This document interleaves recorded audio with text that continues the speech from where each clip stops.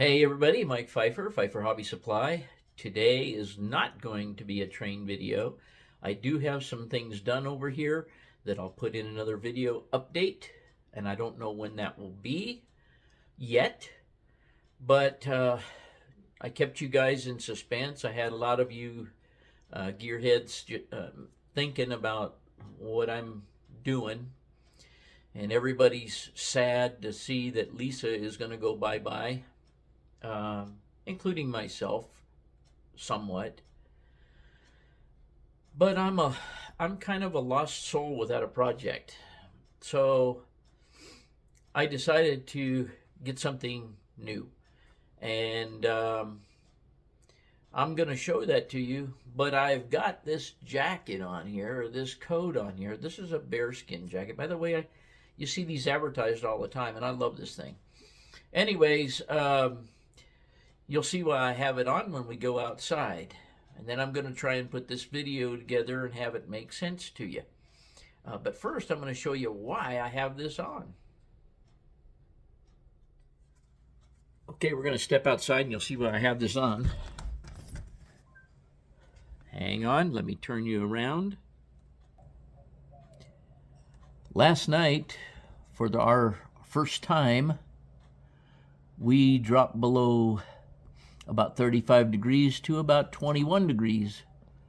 And it's dead clear outside, and that's why the clouds didn't retain the heat. And so all the trees decided it is now time. So this is what we have in the backyard. Let me go around to the front and I'll show you what I've got going on.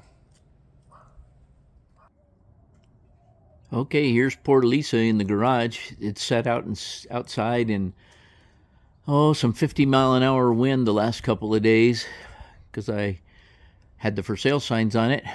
No nibbles on it yet. I've had a couple people look at it, but we'll see what happens. But it's just going to stay for sale. And now, here's what I bought.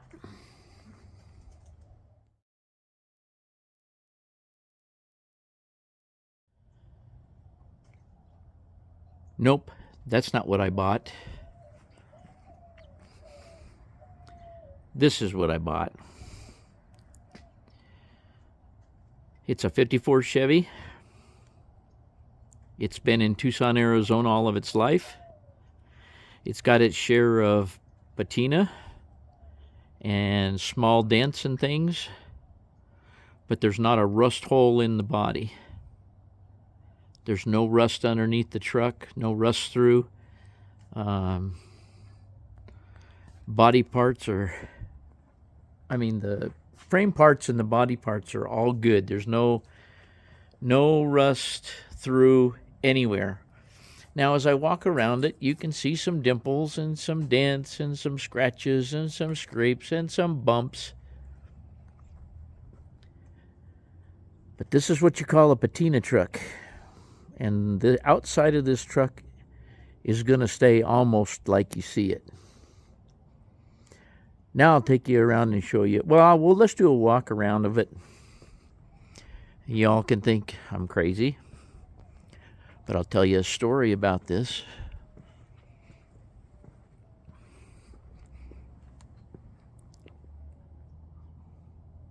We just look at it.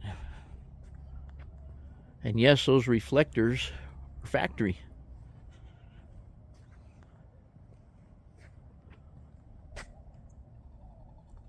It's got a couple of dents in the roof. It's got a couple of dents in the hood, some in the fenders. But I'm going to take a body tool and just gently pound those out a little bit and live with that. It'll probably wind up getting all new glass. It'll get, instead of those new mirrors, it'll get period mirrors put back on it. It does have some new parts on it. I have some new tail lights. There's things that do work and things that don't work. And I'll tell you something. If you look at the way this hook is put in this tailgate, this is the way hooks on these old trucks should be put in. Why? I'll tell you when this car goes by. When you put them in this way, if you were smart and have had some of these trucks in the past, or if you had one back when you were a rancher, you put them in this way because this way they don't bounce out when you go down a bumpy road. If I turned that around and put the short end of the hook down in that hole from the top, first bump you hit, they're liable to bounce out, and whatever you got in the back is going to fall out of the truck. But you'll see almost everybody that has a truck that has these. Okay, let's start talking about this again. Anyway, we were talking about these tailgate holders, the chains. And you probably noticed I have the emergency brake on, but the truck started to roll away on me. So I had to stop the video, call Robin inside the house, have her come out and get those chocks for me so I could put them under the wheels. It was doing a slow roll. I don't have it in gear, and I'll tell you why in a minute. The emergency brake is obviously not adjusted 100%. But let's get back to the truck. My plan for this truck is to make the running gear and everything work like it should. It will probably keep the original wheels. It will get a new set of tires. I have the spare tire carrier that bolts on right there. And it will get the period mirrors it's supposed to have. And I think I said already that it'll get all new rubber, all new glass, new windshield wiper motor, electric. The seat will be redone. I'll show you the inside. I mean, this truck's nothing to look at, but there again, I'll go back and tell you the story. He did do some work on it. He did buy some parts for it. It's got new door handles, new door side panels, which I'm not real fond of, so those will be changed. I do have another saddle blanket just exactly like that. And I think I like the colors in it so much, I think I'm going to keep it and do the back out of the same fabric. He happened to have another one. When he bought this one, he bought another one to do the back. It will get a new steering wheel. It will get new cables and so forth. All this stuff will be cleaned up. New pedals, new floor mat, new insulation in between the firewall. Everything in here will be new. It had a 3-speed in it. It's got a 4-speed in it now. But the plate that's down there on the floor that you can see the bolts of on the other side over there was for the 3-speed. When you put the 4-speed in, it had to go in a different place here, and it sticks up through the floor. Well, apparently they did it in a hurry because they cut a hole in the floor with a torch. But you can buy that floor piece right there for the 4-speed that has a lump built into it, and I will be replacing that. Replacing all the boots, the gas pedal, all the stuff in here will get replaced. The inside will all get painted. The hole in the dash up there is for the windshield wiper switch. It'll get a new headliner. You can buy all of this. By the way, that is not rust. That's insulation material up there. It's just, everything on it just needs cleaned up and redone. And that's what I intend to do. By the way, the seat track works extremely well, the forward and backward. As you can see right here, and I'll point it out to you, there is a windlace molding right here. This, what you see peeling off right here, is supposed to be a flexible piece of rubber that sticks out like this, and when the door closes, it goes up, the door pushes on it, pushes it down, and keeps wind from coming up under the door and into the truck. That'll be, of course, replaced. This piece along the bottom right here holds the door trim on. I already have the rubber door trim that goes around the door here. I do not have it on. You can see that he had actually started to scrape it off with a grinder, which is okay. Anyway, the plan is to make the inside, restore the inside. Restore as much of it as I can. I plan on putting a combination heating and AC unit in it, as it was not equipped with a heater. If it was, that plate over there on the other side would be removed. There's a vent on the outside, and that's where it pulls in its air for the heater. Everything on here works. The vacuum line that you see hanging down looks haphazard there just goes to the intake manifold, and it was for the vacuum windshield wiper motor, which has already been taken out of the truck. But as you can see, the rockers down here, when you get a vehicle out here in the Southwest, they don't, if this was back east, there would be solid rust there all along the bottom edge of this, and all in this corner of this cab. It would have rust through holes. Anyway, we're going to shut the door and we're going to move on.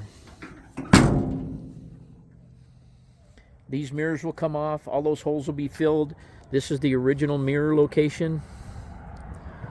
By the way, the vent right there on the hood works. There's a lever inside that opens and closes that. I just need to get rubber to put around that, and then there's a drain hose that drains water out into the engine compartment and down onto the ground. It's a lot of pieces of rubber that need to be replaced. The lenses will be replaced down here. The chrome's good around them. I'm going to leave it like that. The bumper is going to stay like that. There's a flat plate that goes in there, a valance that goes in there. I'll buy one of those, put it in, and I will artificially patina that back. What else can I say? I'm not going to do a whole lot to it. Just try and make it a little tiny bit more presentable than it is without ruining all of this original patina. The patina trucks and cars are now the thing. Has a new gas tank in it. I just got some gas in it the other day, and all of the original gauges in there work. The oil pressure, the amp meter, the fuel gauge, and the temperature all work. And the faces of them are in remarkably good condition, so there's no rebuilding of the gauge cluster or anything. Let's open the hood and take a look. Now, I don't know how well this will come out because it's kind of dark under here, at least it is to my eye. But there's the 6-cylinder. It runs like a top. I put a new thermostat in it because it was not circulating water through the block because the thermostat was stuck. The radiator is good. I put a new 4-pound cap on it and it holds water, which it did before. You can see that squiggly cable going to the carburetor right there. That's the throttle cable, and it's jammed. I have a new throttle cable, a new choke cable coming for it. I have a bunch of rubber grommets and pieces that go in these holes that are in the firewall. And it never had a heater in it, like I say, because that little round panel would have come out because that's where the heater motor would have stuck out. The heater hoses would have gone through down there or up there, depending on which heater you got. But anyway, you can see what kind of condition this is in. I intend on cleaning this all up under here, polishing the brass top of the radiator. Even though it's not in very good shape, I'll just polish it up, make it look good. It originally had a clear glass bowl fuel filter on it. I can get that piece, and I'm going to put that on the carburetor. It goes right on the carburetor. Then the line, it will be a rubber line from there to that. It's got the original oil bath air cleaner, original carburetor. It is still a 6-volt negative ground, which is not ideal, but a 12-volt conversion on these is extremely easy. What else can I tell you? I just have a lot of plans under here. I'm going to try and find out what this original color of paint is and paint this firewall, paint the inside of the fender wells black, paint the firewall the original color, and probably paint the underside of the hood with some undercoating. As you see, there's no rust through on that. The hood latch works. I have rubber bumpers coming for this to keep the hood from... Every piece of rubber on it is stiff as a rock. But it is all there. The whole truck is there. Now, I guess since you've seen the truck, I'll tell you what I paid for it. I'll tell you, well, you know, some of the plans or how I'm going to do the work on it. But when the Mustang sells, I'll have more than enough to do that and still put money back in the bank, a good chunk of money back in the bank. And at the point that if I finish it, or when I finish it, or whatever the case is, I'll just drive it, just like it looks on the outside. So anyway, that's the scoop. I'll tell you about buying it.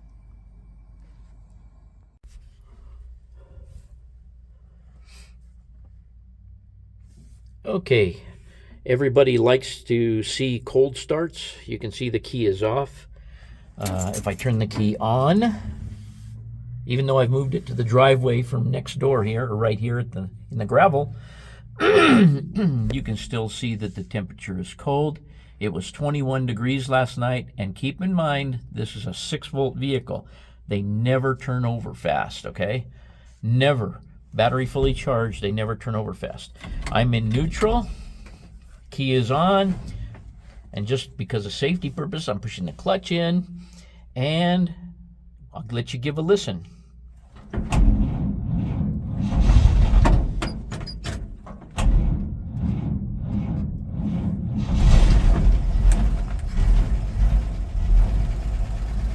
There you have it.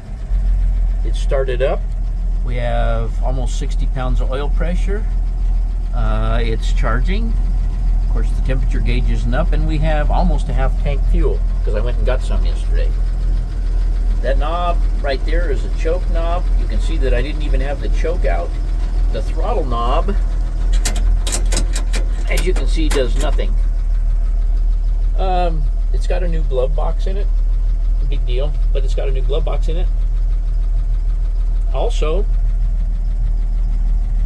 the speedometer works as well, and it's showing 87,042 miles on it. And I have to assume that being on a ranch, that's probably original. And check this out: how many new cars, or how many older cars don't have a horn that works? It was designed for 2 sun visors. There are no sun visors, but when I get the headliner, I can put the sun visors in. I will take the mirror off and probably polish that chrome and buy a new mirror for it. It looks like somebody replaced the mirror once. Like I say, all new glass and everything. That's not a big deal. And I don't need to keep going over this, but there's a cold start, and I've got my, as you can see, I've got my foot off the gas. Still have my foot on the clutch. We'll let the clutch out. Clutch is out. Truck is idling on its own, and as you can see, we're still cold. With the exception of just having some lackluster starting characteristics, the 6-volt system is probably okay. One of the first things I got to do is, there's no headlights. I have parking lights. This truck never had turn signals. I will be putting turn signals on it. This is the headlight switch. I have no headlights. I'm going to look into that today. And as I said, I have the spare tire rack.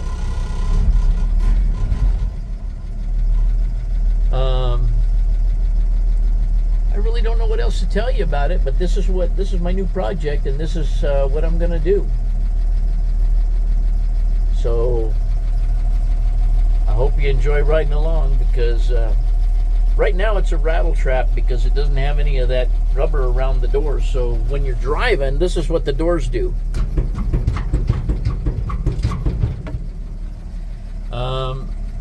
Until I get all the rubber replaced and get everything tightened up the way it should be, it's going to be a rattle trap. But it does run pretty well. And I'll take you outside and show you the exhaust before I turn it off.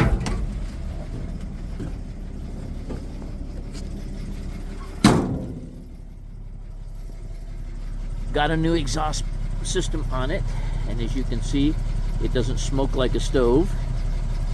The rear end probably has to have the grease changed or the oil changed in the rear end. I don't know if anybody's ever done it, but I'll do it. I'll take the back end off, put a new gasket on there. As you can see, somebody has been lubricating the springs. They've got grease fittings on them. And you can see that it is a half-ton truck because it's got single springs, even though everybody thinks it's a 3/4 ton because it has 16-inch 6-hole wheels. But that's not the case. That's what they came with. So I don't know what else to tell you guys right now, and there's no sense in showing you the engine running, but it is, obviously. But that's the project. Now for the story. Okay, the story is that I bought this truck. I found it on Craigslist. Robin graciously let me take the money out of the savings account to buy it before I sell the Mustang. I have restored at least 2 trucks in the past, and it's kind of what I like to do. So this is going to be the new project. I bought this from a place called Dewey, Arizona. It's between Phoenix and Flagstaff, and it was on a ranch there. Communicated with the guy, wound up sending him the money, and he sent me the truck. I don't have the title yet because the money hasn't cleared his selfish credit union, but that's okay. I have it. Now, the other part of the story is I had it shipped here by a shipping company. It took 2.5 days to get it here, 500 miles, which was a little bit of a drag, but it got here. And it was 7:30 at night, so it was dark here. And the man that showed up with the truck, I'm sitting there, and he had two vehicles on the trailer. He had my 54 on the front, and he had a brand new 20. Sorry for the noise. The mail people decide to deliver mail on Sunday when I'm doing a video. Anyway, he had my truck on the front, and he had a 24 Silverado on the back. And he said, "Oh, look," he said, "I'm carrying a 54 and a 24." And it didn't even click to me in my head that that's exactly 70 years apart between the two vehicles. And like a dummy, I didn't get a picture of it. Even though it was at night, I didn't get a picture of the two trucks on the same trailer. It would have been a pretty cool picture. But it got here. I backed it off, and I've only driven it around the block and over to the gas station to get a little bit of gas in it. It is not fit to drive right now, actually. I need to do some work to it. Obviously, I got to adjust the parking brake. I've got to adjust the clutch. I've got to adjust the brake pedal. I've got to get the stop pads put on those so they don't come all the way up in your lap. There's just a bunch of things that need to be done to the truck before you can actually take it out and use it. But in the meantime, I have the Toyota. So anyway, for all of you guys, this is kind of a crummy video, but all of you guys were guessing, and there was only one guy that was right, and you know who you are. And but here it is. Here's the new project. When the Mustang goes, this will be going in the garage, and I will start work on this. I've already ordered some parts, but I'll keep you guys posted on how this project goes.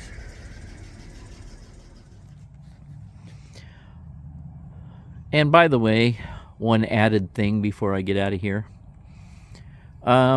It does have a metal plate in the bed here. Why? Because all of these trucks, the wood is all gone out of the bed. However, luckily, whoever threw this piece of metal in there did not weld it in, which the 55 Chevy I restored, somebody threw the metal in there and welded it to the bottom of the bed, therefore rendering it impossible to put a wood bed back in it. I can pull this metal out of here. I don't know how thick it is. I have had such little time to actually physically look at the truck and make some decisions on what I need to buy and things. But I am going to put a wooden bed back in it, because one of the things I had him send me was a picture of the underside, and all of the ribs are still there, and all of the ribs are still usable. So all I have to do is buy a wood kit, take the metal out of there, clean up some of the parts, clean up the bolts and stuff, and start putting the wood back in it. Throw some linseed oil on the bed. I'm not going to, this is going to be a patina truck, so there's no sense in putting a gloss coat of any kind on it. It's not going to be a show truck. But anyway, I can take that this metal plate out of there, and I can put a wood bed right back in here relatively easy. So there were a lot of reasons for buying this truck. I'm going to show you something over here on the other side too real quick, as long as I'm extending this video out into something incomprehensible. That is a bullet hole.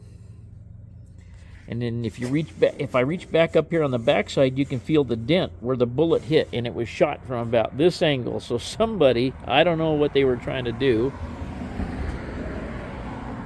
but it was a pretty good sized bullet, and they shot the bed of the truck instead of shooting probably what was an animal in the back of the bed, I would guess. But nevertheless, there she is, and I'll get off of here now. So I turned her off, and I think the next thing I'm going to do today is put the spare tire carrier on there. They're pretty hard to come by. He had it. I got it in the garage. All I need to do is bolt it back on there and to put the spare tire over here on the side of the truck where you saw it goes. And I'll put a tire on there. I got to buy tires for the truck. The tires weren't as good as they looked in the pictures, but that's okay. Oh, I forgot to tell you guys the story too before I end this video. When the gentleman had it on the truck with the 24 Silverado, he had to stop and sleep in Phoenix. And when he stopped in Phoenix, before he went into the room, he parked it out in the parking lot. A guy came running over to the trailer and said, "I'll give you $20,000 for that truck." I know to most guys that doesn't look like a $20,000 truck, but if you live back east and you're looking for a 54 Chevy, you're going to have to spend thousands of dollars on the body, putting panels on and buying new fenders, buying new parts, just to get the body okay. And that doesn't even include the chassis. So anyway, I just thought that was pretty funny. So I'm going to let you go, and thanks for coming. And as usual, thanks for watching.